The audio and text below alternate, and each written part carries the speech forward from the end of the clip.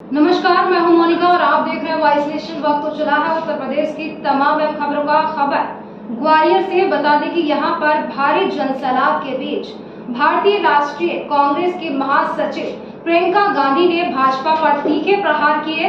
इस दौरान उन्होंने मध्य प्रदेश में सरकार बनने पर 6 योजनाओं की घोषणा भी की है। सिंधिया का गढ़ माना जाने वाला ग्वालियर हमेशा सिंधिया की विरासत मानी जाती है। वहीं भारतीय राष्ट्रीय कांग्रेस के महासचिव प्रियंका गांधी ने ग्वालियर के मेला ग्राउंड में भाजपा पर तीखे प्रहार किए। भारी जनसैलाब के बीच प्रियंका गांधी ने भाजपा की काली करतूतों को उजागर किया और कांग्रेस को जनहितैषी बताते हुए मध्य प्रदेश में सरकार बनने पर 6 योजनाओं की घोषणा की। वहीं दतिया जिले की जानदार और शानदार जिला अध्यक्ष गुड्डी देवी जाटव भी अपने कार्यकर्ताओं एवं समर्थकों के साथ 5 बस और 12 4 व्हीलर सैकड़ों कार्यकर्ताओं के साथ जन आक्रोश रैली में सम्मिलित हुई। इस अवसर पर उनके साथ शांति कुशवाहा, जिला उपाध्यक्ष नंदिनी कुशवाहा व अन्य जिला उपाध्यक्ष एवं राष्ट्रीय उपाध्यक्ष सहित अध्यक्ष और सैकड़ों कार्यकर्ता मौजूद रहे। बढ़ते अगली खबर की ओर। खबर गाजियाबाद से बता दें कि हिंडन नदी में बाढ़ आने के बाद पिकनिक स्पॉट सिटी फॉरेस्ट पूरी तरीके से तबाह हो गया, जिसमें रैबिट जोन भी डूब गया। बता दें जिसके बाद विकास प्राधिकरण खरगोशों को आम लोगों को डोनेट कर रहा है। अगर आप खरगोश रखने के शौकीन हो तो यह खबर आपके लिए अच्छी हो सकती है। बाढ़ की इस आफत में आपको खरगोश ऑफर में मिल सकते हैं, वह भी मुफ्त दर्शन। सिटी फॉरेस्ट के गेट पर गाजियाबाद विकास प्राधिकरण का उद्यान अनुभव खरगोशों की जान बचाने के लिए, उन्हें सुरक्षित रखने के लिए आम लोगों को डोनेट कर रहा है। यह जो आप खरगोश देख रहे हैं ये सिटी फॉरेस्ट में मौजूद थे और सैलानी इन्हें देखने के लिए आते थे, लेकिन बाढ़ का पानी आ जाने से सिटी फॉरेस्ट बर्बाद हो गया और अब इन खरगोशों की जान बचाने के लिए आम लोगों से यह अनुरोध किया जा रहा है कि जो भी खरगोश पालने के शौकीन सिटी फॉरेस्ट से आकर फ्री में ले जा सकते हैं। सिटी फॉरेस्ट के गेट पर ही आपको यह खरगोश उद्यान विभाग के अधिकारी दे देंगे। सर, सिटी फॉरेस्ट में बत्तख और खरगोश है, उनको कहाँ शिफ्ट किया गया है? देखिए, बत्तखों को शिफ्ट करने की आवश्यकता नहीं है। बत्तख तो पानी में ही रहती हैं। उनको भोजन देने के लिए अलग मतलब बर्तन से, तसले से उनको भोजन खिलाया जा रहा है। और जहाँ तक बात है खरगोश की, तो खरगोश को सुरक्षित स्थान पे ले जाया गया है और उनको डोनेट किया जा रहा है पब्लिक को। कुछ डोनेट कर दिए गए हैं और यदि कोई लेना चाहे खरगोश तो वो यहाँ के जो संबंधित इंचार्ज है श्री तरनी सिंह, उनसे संपर्क कर ले सकते हैं। खरगोश लेने के लिए लोगों को कहाँ आना पड़ेगा? सिटी फॉरेस्ट कहाँ है? सिटी फॉरेस्ट में ही आना पड़ेगा, मेन गेट पर। कितने खरगोश लगभग आपके पास है? 65 खरगोश हैं हमारे पास, उनमें से कुछ डोनेट कर दिए गए हैं। डोनेट करने की वजह ये है कि बाढ़ आ गई है, रखने की जगह नहीं है। बाढ़ आ गई है उसी की वजह से, क्योंकि जिस क्षेत्र में वो रहते थे वहाँ पर पानी भर गया है। बढ़ते अगली खबर की ओर। खबर पीलीभीत से है, जहां पर सरकार वृक्षारोपण महाअभियान 2023 के अंतर्गत जन कल्याण सुरक्षा संघ ने बंजर भूमि पर विभिन्न प्रजातियों के पौधारोपण किया है। पीलीभीत की तहसील कालीनगर क्षेत्र के ग्राम पंचायत मथना जप्ती के मौजा ओड़ाझार शिव मंदिर के निकट बंजर भूमि में जन कल्याण सुरक्षा संघ सामाजिक संस्था ने सरकार के वृक्षारोपण महाअभियान 2023 कार्यक्रम के अंतर्गत विभिन्न प्रजातियों के लाभकारी वृक्षों के पौधों का रोपण किया है और उनको जल देकर जीवन दान देने का संकल्प लिया। साथ ही साथ लगाए गए पौधों की सुरक्षा के प्रति लोगों को जागरूक भी किया। वृक्षों से होने वाले लाभ के विषय में विस्तार से चर्चा की एवं उनकी देखरेख के लिए कार्यकर्ताओं को जिम्मेदारी सौंपी है। संस्था के राष्ट्रीय अध्यक्ष ब्रह्मपाल सिंह ने कहा कि आज हमारा वातावरण अत्यधिक मात्रा में प्रदूषित हो चुका है, जिसको संरक्षित करने के लिए अधिक से अधिक संख्या में विभिन्न प्रकार के वृक्षों को लगाना पड़ेगा और उनको संरक्षित करना पड़ेगा। बड़ी मात्रा में वृक्षों का कटान हो रहा है, जिससे हमारा वातावरण प्रदूषित होता जा रहा है। अंत में उन्होंने कहा कि पेड़ लगाना कठिन नहीं है, परंतु उनको जीवन दान देना कठिन है। जन कल्याण सुरक्षा संघ के द्वारा लगाए गए पेड़ों को ज्यादा से ज्यादा जीवन दान देने का प्रयास किया जाता है। प्रदेश की महत्वाकांक्षी योजना के तहत पूरे प्रदेश में वित्तीय वर्ष में 35 करोड़ पौधे रोपण का लक्ष्य निर्धारित किया गया है। इसमें सभी को बढ़ चढ़कर हिस्सेदारी लेनी चाहिए एवं जन सहभागिता के माध्यम से कार्यक्रम को सफल बनाना चाहिए। सरकार के वृक्षारोपण महाअभियान 2023 35 करोड़ पौधों का रोपण करने का जो सरकार ने लक्ष्य रखा है, उसके तहत आज जन कल्याण सुरक्षा संघ सामाजिक संस्था ने ग्राम मथना जब्ती, कुंगड़ा झाड़, बंजर भूमि पर कार्यकर्ताओं, जनप्रतिनिधियों, वन विभाग के अधिकारियों के साथ विभिन्न प्रजातियों के वृक्षों का पौधारोपण किया है, जिसमें गांव के लोगों ने, क्षेत्रवासियों ने बढ़ चढ़कर भाग लिया है। सरकार की महत्वाकांक्षी योजनाओं समय समय पर जनहित में जारी होती रहती हैं। मैं चाहूँगा कि सभी को इससे जुड़कर रहना चाहिए और योजनाओं, कार्यक्रमों को सफल बनाने के लिए सबको बढ़ चढ़कर भाग लेना चाहिए। जन कल्याण सुरक्षा संघ इस तरह के हमेशा जनहित के कार्य करता चला आया है और भविष्य में भी जन कल्याण सुरक्षा संघ जनहित के कार्य करता रहेगा। जन जन के सम्मान में JKSS मैदान में के नारे को लेकर जन कल्याण सुरक्षा संघ संपूर्ण भारत में समाज कार्य करने में जुटा हुआ है। लगातार टीम से जन कल्याण सुरक्षा संघ से लोग, हर वर्ग के लोग जुड़ रहे हैं। बढ़ते अगली खबर की ओर। खबर गाजियाबाद से, जहां पर पुलिस ने हिंदू महिला के साथ लव जिहाद का खेल खेलने वाले आरोपी को गिरफ्तार कर जेल भेज दिया है। गाजियाबाद में हिंदू महिला के साथ लव जिहाद का खेल खेलने वाले आरोपी खालिद चौधरी को कल देर रात पुलिस ने गिरफ्तार कर लिया। बता दें कि यह मामला हिंदू संगठन विश्व हिंदू परिषद बजरंग दल द्वारा शिकायत की गई थी, जिसके बाद पुलिस ने FIR दर्ज कर पुलिस ने 2 दिन का समय दिया गया था, जिसके बाद पुलिस की कड़ी मशक्कत के बाद पुलिस को सफलता हाथ लगी। देर रात खालिद चौधरी नाम के व्यक्ति को गिरफ्तार किया गया, जिसके बाद पुलिस आरोपित को मेडिकल कराने ले गई, जिसके बाद खालिद चौधरी को पुलिस प्रशासन ने जेल भेज दिया है। दिनांक 21 जुलाई 2023 को थाना विजयनगर में एक तहरीर प्राप्त हुई, जिसमें एक महिला द्वारा ये बताया गया कि फेसबुक द्वारा एक व्यक्ति से पहचान हुई, जिसने उसके साथ बलात्कार और धर्म परिवर्तन की घटना की गई। घटना का संज्ञान लेते हुए विजयनगर थाना में FIR पंजीकृत की गई और टीमों का गठन करके घटना के अनावरण के लिए प्रयास जारी किए गए। कल देर रात इसमें जो मुख्य अभियुक्त है उसको पुलिस ने गिरफ्तार कर लिया है। उसका नाम खालिद पुत्र मोहम्मद जमील अहमद है और ये रहने वाला थाना विजयनगर क्षेत्र का है। इसको कल अरेस्ट करके आगे की विधिक कार्रवाई की जा रही है। बढ़ते हैं अगली खबर की ओर। खबर बलरामपुर से है। बता दें, मणिपुर हिंसा के खिलाफ कांग्रेस अध्यक्ष के नेतृत्व में सैकड़ों कार्यकर्ताओं ने कैंडल मार्च निकालकर विरोध प्रदर्शन किया है। भारत के उत्तरी पूर्वी राज्य मणिपुर में 3 मई को हुई हिंसा अब उग्र रूप ले रही है और देश भर में इसका प्रदर्शन देखने को मिल रहा है। तो वहीं बलरामपुर जनपद में कांग्रेसियों ने कैंडल मार्च निकालकर विरोध प्रदर्शन किया। कांग्रेस जिला अध्यक्ष अनुज कुमार सिंह के नेतृत्व में सैकड़ों कार्यकर्ताओं ने वीर विनय चौक पहुंचकर शहीद वीर विनय के स्टैचू पर मोमबत्ती जलाकर विरोध प्रदर्शन किया और नरेंद्र मोदी मुर्दाबाद के नारे भी लगाए। साथ ही साथ मणिपुर के मुख्यमंत्री की भी कठोर आलोचना की गई। इस पर चर्चा करते हुए कांग्रेस जिला अध्यक्ष अनुज कुमार सिंह ने कहा कि मणिपुर राज्य के इम्फाल घाटी में रहने वाले कुकी जनजाति के आदिवासी महिलाओं के साथ जो कुकृत्य किया गया है वह घोर निंदनीय है। वहां पर जो हिंसा हुई है उसमें अब तक सैकड़ों से अधिक लोग मारे जा चुके हैं और भारी संख्या में लोग घायल हैं। वहीं तमाम जनसंख्या विस्थापित हो चुकी है, लेकिन देश के प्रधानमंत्री नरेंद्र मोदी के जबान पर मणिपुर के नाम पर उनके मुंह से मां अक्षर भी अभी तक नहीं निकला है। वहीं कांग्रेस की महिला नेता आरिफ उत्साही ने भी सरकार और मणिपुर के वर्तमान मुख्यमंत्री की कठोर शब्दों में निंदा की है। उन्होंने कहा कि एक तरफ भाजपा सरकार महिलाओं को बचाने का ढिंडोरा पीट रही है, तो वहीं मणिपुर में महिलाओं के साथ जो हुआ है उसका हम जितना भी आलोचना करें वह कम है। की घटना हो या महिलाओं या किसी भी तबके पर जुल्म का मामला हो, वो हमेशा बहुत सोचने का विषय होता है किसी भी देश की सरकार के लिए। मणिपुर की जो घटना है वो बहुत ही हृदय विदारक घटना है।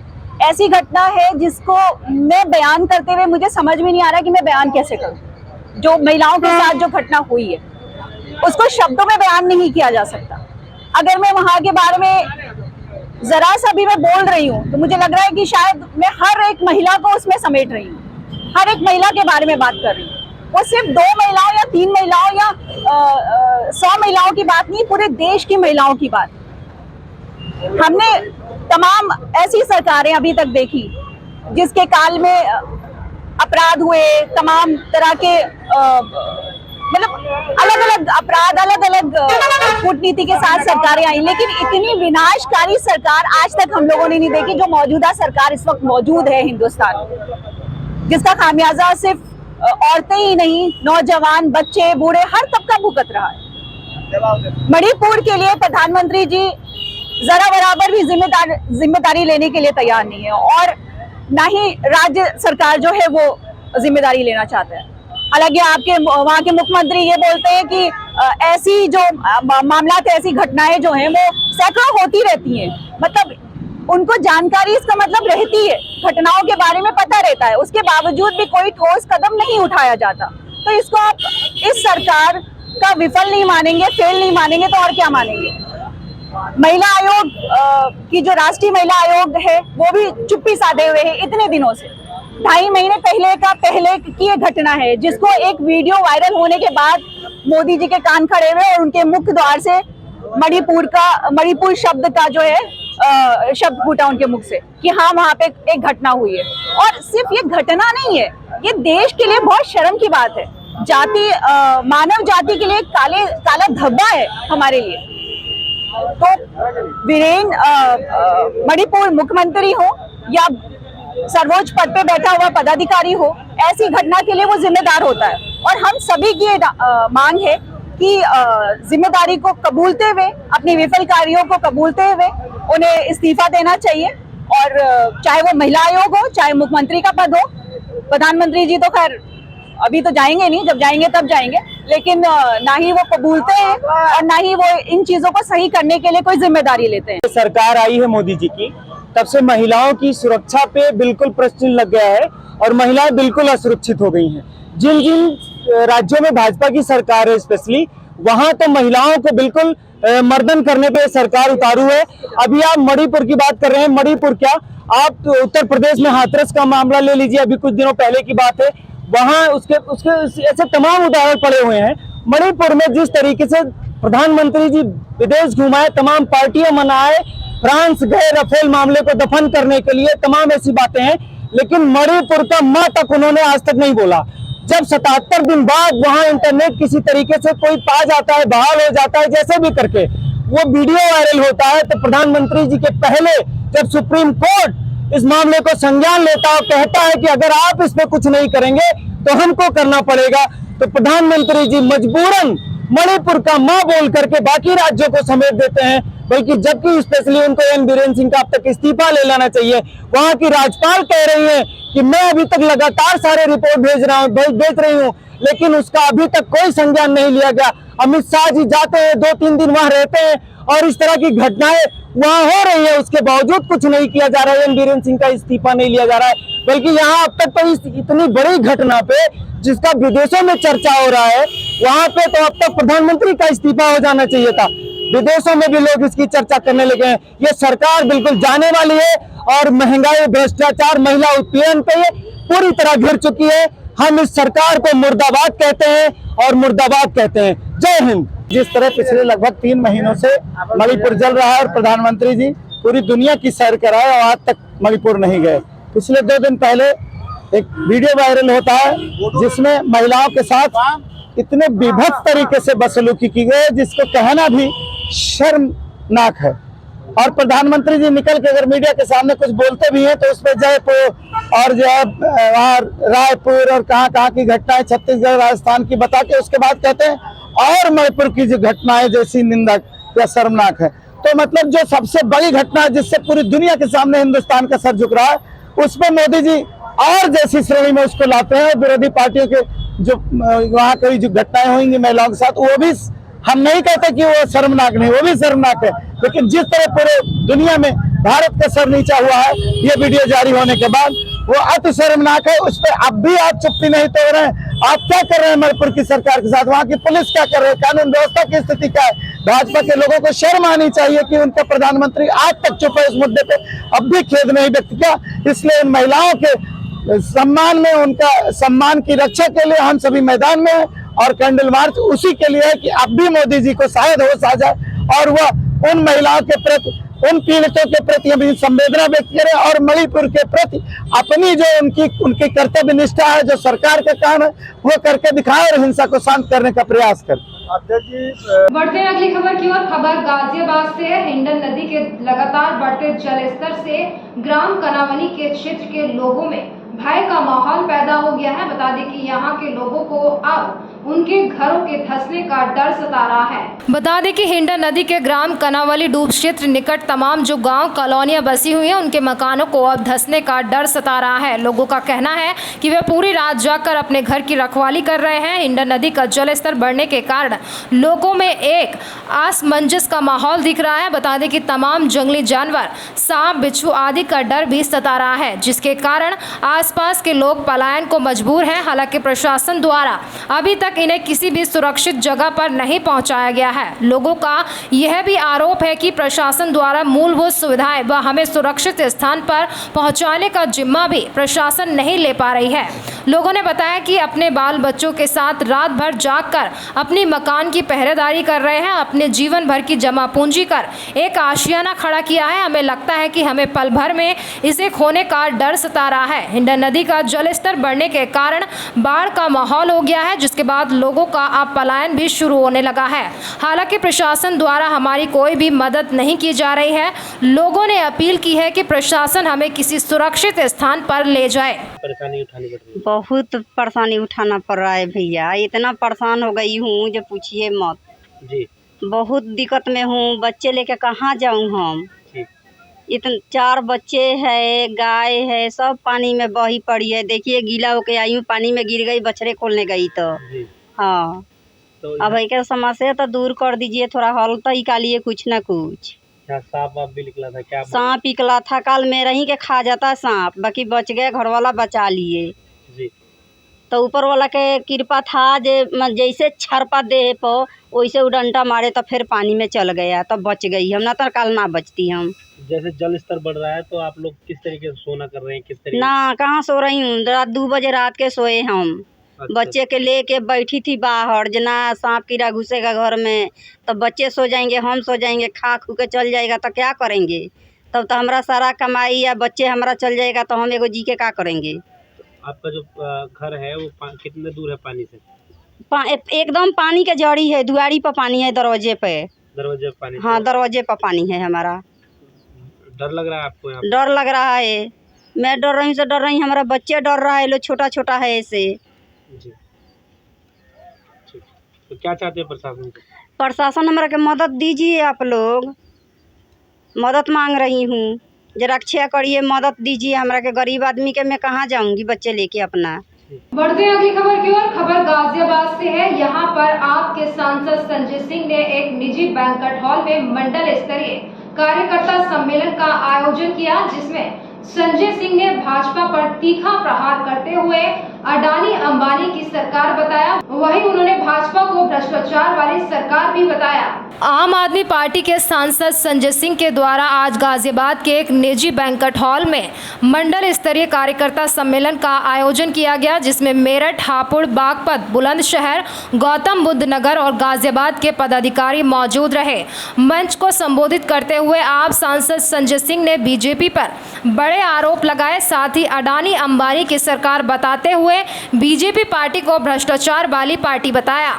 आम आदमी पार्टी सभी पार्टियों को भ्रष्ट बताती है और अब इंडिया संगठन में शामिल होने के मीडिया सवाल पर जवाब देते हुए संजय सिंह ने कहा कि भाजपा के साथ गठबंधन में शामिल सभी पार्टियां भ्रष्ट हैं। और संजय सिंह ने आरोप लगाते हुए कहा कि 2014 के बाद से भाजपा के अंदर भ्रष्टाचारी लोग शामिल हुए हैं, जिनके नाम का उल्लेख भी संजय सिंह ने किया। इसके अलावा इंडिया संगठन के अंदर जितनी भी पॉलिटिकल पार्टियां हैं वह इस लड़ाई को मजबूती के साथ आगे बढ़ाएंगी। जिसमें मेरठ मंडल के कई जिलों के पदाधिकारी और कार्यकर्ता शामिल हुए। आम आदमी पार्टी के चुनाव समिति के अध्यक्ष सभाजीत सिंह जी, हमारे प्रांतीय अध्यक्ष भाई सोमेन ढाका जी, हमारे पूर्व विधायक नितिन त्यागी जी और यहाँ के जिला अध्यक्ष, आज आम आदमी पार्टी पूरे उत्तर प्रदेश के अंदर प्रदर्शन कर रही है। मणिपुर की घटना 140 करोड़ हिंदुस्तानियों के लिए शर्म की बात है। सिर्फ प्रधानमंत्री और वहाँ के निकम्मे मुख्यमंत्री और अमित शाह जी को छोड़कर,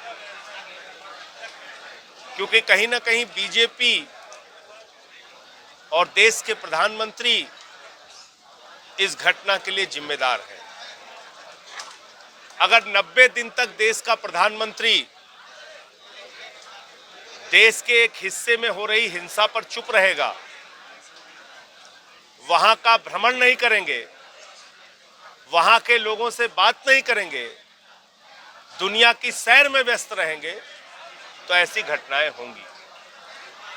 4 मई को 2 महिलाओं को नंगा करके परेड कराया गया। ऐसी घटना की उम्मीद आप तालिबान में तो कर सकते हैं, हिंदुस्तान में नहीं कर सकते। ये मोदी के राज में हो रहा है। नंगा करके परेड कराया गया, उनके साथ रेप किया गया, छोटे छोटे बच्चों का वहां कत्ल हो रहा है, बुजुर्गों का कत्ल हो रहा है, महिलाओं का रेप हो रहा है। देश का एक हिस्सा, भारत माता का एक अंग, आज उसको अपाहिज करने की कोशिश की जा रही है। सदन में आने के लिए सरकार कह रही है। एक दिल्ली का बिल है जो गैर संवैधानिक है, जो माननीय सर्वोच्च न्यायालय के 5 जजों के फैसले के खिलाफ है, उसका भी हम लोग विरोध करेंगे और उसमें बाकी सारी पार्टियां मिलकर उसका विरोध करेंगी। अभी एक टीम इंडिया गठित हुई है, एनडीए के खिलाफ इंडिया का गठन हुआ है। उसमें लगभग 26 दल शामिल हुए थे। बेंगलोर में आम आदमी पार्टी भी शामिल हुई थी। उसके जवाब में नरेंद्र मोदी जी ने 38 दलों की मीटिंग की एनडीए की, जिसमें 26 दल ऐसे थे जिनके एक भी सांसद नहीं है, 7 ऐसे थे जिनके एक सांसद है। कैसे कैसे दल बुलाए मोदी जी ने, हम, तुम, कहां, कैसे, लेकिन, वेकिन, मेकिन, कामा, फुल स्टॉप, ये दलों को बुला दिया उन्होंने। तो इसलिए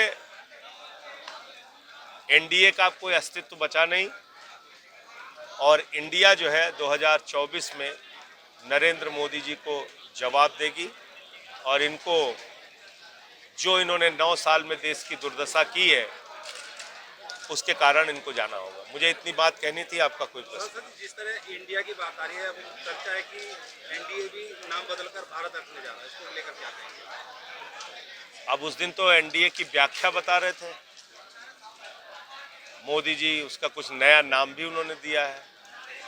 दूसरी बात यह है कि इंडिया और भारत अलग कहाँ है। हमारा तो स्लोगन है, इंडिया भारत जीतेगा, इंडिया जीतेगा, भारत जीतेगा। और मोदी जी की तो सारी योजनाएं इंडिया से चल रही हैं। बढ़ते हैं अगली खबर की ओर। खबर गाजियाबाद से है। हिंडन नदी के बैराज में लगातार बढ़ते जलस्तर के कारण ग्राम कनावनी डूब क्षेत्र में लोगों के घरों में पानी घुसना शुरू हो गया है, जिसके कारण बजरंग दल व हिंदू विश्व परिषद के पूर्व अध्यक्ष ने जलभराव स्थिति का जायजा लिया है।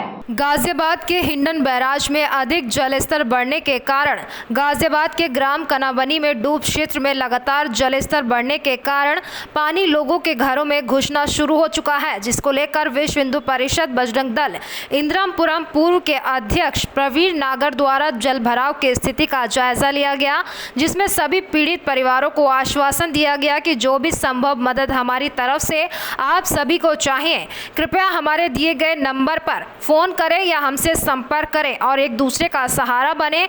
इस दुख की आपदा पर आप सभी एक दूसरे का सहारा बने, जिससे इस लड़ाई को लड़ी जा सके। आने वाले दिनों में आशंका जताई जा रही है कि हिंडन नदी का पानी जलस्तर बढ़ सकता है, जिसको लेकर गाजियाबाद प्रशासन भी अलर्ट मोड पर नजर आ रहा है। उसी को लेकर पीड़ित परिवार से मिलकर बजरंग दल अध्यक्ष ने आश्वासन दिया कि जब तक पानी का जलस्तर कम नहीं हो जाता तब तक आप हमारे ग्राम Kanawani royal garden farm farm house पर आपके रहने की व्यवस्था, खाने की व्यवस्था की जाएगी। मेरा नाम परवीन नागर है भाई।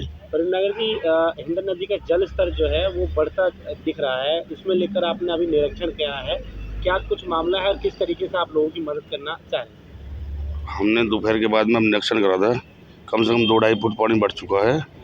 2 मकान इसमें अभी डूब गए हैं, 2 मकान डूब चुके हैं उनके बेचारे के। अभी हम गए थे, उन्हें पीड़ित परिवार से मिले, हम उनसे बातचीत करी। उनके मकान से दूसरा मकान है 6 इंच पानी रह रहा है अभी, जैसे 6 इंच की गुंजाइश है वही रह रही है।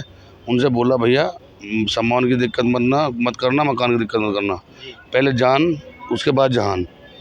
आप मेरा नंबर ये है, जरूरत पड़े मुझे आधी रात को फ़ोन कर लेना, जब आधी रात को फ़ोन कर मैं तुरंत आ जाऊँगा। रही खाने पीने की व्यवस्था तो मेरा फार्म हाउस है, मैं इसे खोल दूँगा। पीड़ित परिवार अगर वहाँ से पलायन करता है तो आपके पास क्या कुछ व्यवस्थाएं हैं रहने की यहाँ पे? मेरे पास बहुत व्यवस्था में उनको रखा जाएगा। मेरे पास भाई बहुत व्यवस्था है। मेरा फार्म हाउस है, 10 बीघे का फार्म हाउस है, इसमें भंडारा लगा देंगे और क्या करेंगे, और रहने की सुविधा कर देंगे उनको।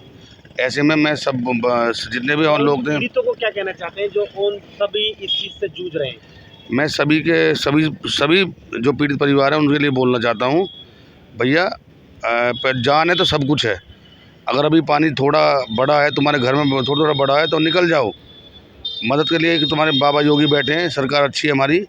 पहली बात तो NDRF टीम बहुत घूम रही है, अभी अधिकारी भी आए थे वहाँ पे, वो भी आश्वासन दे गए हैं और वो भी देगा। हम एक और आपके माध्यम से मैं चैनल एक बात कहना चाहता हूँ आपसे, जितने भी वहाँ परिवार जो ऊँचे पे हैं, जिसके घर बच रहे हैं, भगवान की दुआ है, उनसे भी मैं ये बोल के आया हूँ अभी, भैया एक दूसरे में सब मदद करो। जब सब मदद करोगे जब भी काम चलेगा, मेरे के लिए मदद करने काम नहीं चलेगा। और ऐसे में सबकी मदद करनी चाहिए, ये जान माल का नुकसान है और कुछ नहीं है। फिलहाल इस वक्त की खबरों में इतना ही। तमाम देश दुनिया की खबरों से रूबरू होने के लिए बने रहिए वॉइस नेशन के साथ। अभी दीजिए इजाजत, नमस्कार।